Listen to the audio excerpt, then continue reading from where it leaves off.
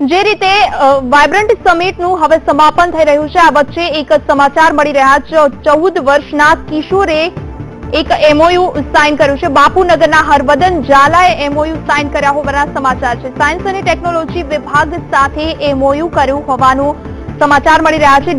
Drone દ્વારા જમીનમાં mine શોધવાના પ્રોજેક્ટના એમઓયુ થયા છે। ગાંધીનગરથી સમાચાર છે। અમદાવાદના 14 વર્ષના કિશોરે એમઓયુ કર્યા છે। બાપુનગરના હરવદન ઝાલાએ એમઓયુ કર્યા છે।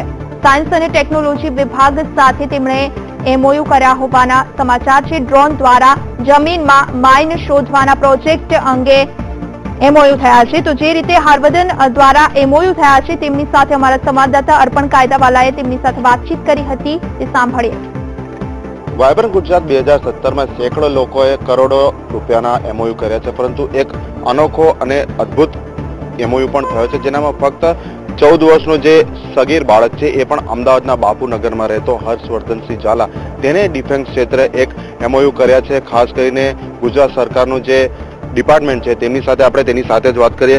હર્ષવર્ધન, વાત કરીએ તો કેવા પ્રકારનો એમઓયુ થયો છે અને મુખ્ય શું પ્લાનિંગ છે?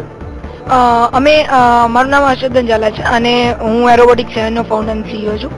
તો અમે ડિપાર્ટમેન્ટ ઓફ સાયન્સ એન્ડ ટેકનોલોજીના ઇન્વેસ્ટમેન્ટ ઇન્ટેન્શન પ્રોગ્રામના અંદર અમે સિલેક્ટ થયા હતા અને એની અંદર અમને 5 કરોડના એમઓયુ કરવાનો એક મોકો મળ્યો હતો, જેની અંદર અમે એરોસ્પેસ એન્ડ ડિફેન્સ સેક્ટરની અંદર અને ઇલેક્ટ્રોનિક સેક્ટરની અંદર અમે આગળ અમારી કામગીરી બજાવીશું, જેની અંદર અમે ડ્રોન્સ અને રોબોટિક્સ ક્ષેત્રને અહીંયા ગુજરાતની અંદર ડેવલપ કરીશું અને જેની અંદર એ વસ્તુને લઈને અમે ગુજરાતમાં 5 કરોડ રૂપિયાનું ઇન્વેસ્ટમેન્ટ લાવશું અને 10 એમ્પ્લોઈઝને અમારી કંપનીમાં એડ કરીશું। તારા જે ડ્રોન્સ અને જે રોબોટિક્સ હશે તેની વિશેષતા શું હશે? કઈ રીતે આપણા ડિફેન્સ સેક્ટરને મદદ કરશે?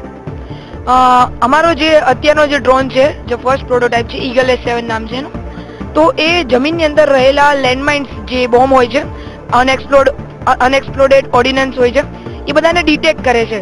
એ અમારું ફર્સ્ટ વર્ઝન હતું અને સેકન્ડ વર્ઝનની અંદર અમે એને ડિટેક્ટ પણ કરાવીએ છીએ, પ્લસ જે અંદરના રહેલા બોમ્બ્સ જે હોય છે એને ત્યાં તે રિયલ ટાઈમમાં ડિસ્ટ્રોય પણ કરી નાખે છે વિથ ડિટોનેટર। તો જેના દ્વારા બંને કામ એક સાથે પૂરું થઈ જાય છે, જેનાથી આર્મીના કોઈ પણ વ્યક્તિને જાનહાનિ થતી નથી અને તે સુરક્ષિત રહે છે। આખા મામલામાં ગુજરાત સરકાર અને હવે ડિફેન્સ મંત્રીને પણ તમે મુલાકાત કરી છે, કેવો પ્રતિભાવ એમના તરફથી મળ્યો છે? આ ડિફેન્સ અને એરોસ્પેસ સેક્ટર બહુ યુથ સેક્ટર છે, જેની અંદર આપણે વધારે ને વધારે ડેવલપમેન્ટ કરતું રહેવું જોઈએ, જેથી આપણે બહારથી કોઈ વસ્તુને ઇમ્પોર્ટ કરવાની પ્રક્રિયા ના કરવી પડે, જેના દ્વારા આપણે બહારથી કોઈ વસ્તુને ઇમ્પોર્ટ કરવી ના પડે। તો અમે એવું વિચારીએ છીએ કે મેક ઇન ઇન્ડિયા, જે આપણા પ્રધાનમંત્રી શ્રી નરેન્દ્ર મોદી ઇનિશિયેટિવ છે, તેના દ્વારા આપણે દરેક પ્રોડક્ટ, દરેક ઇક્વિપમેન્ટ્સને આપણે ઇન્ડિયામાં બનાવીએ અને આપણા ઇન્ડિયાના આર્મીને આપણી જ વસ્તુ પ્રોવાઈડ કરીએ। વધુ કેટલાક સમાચારો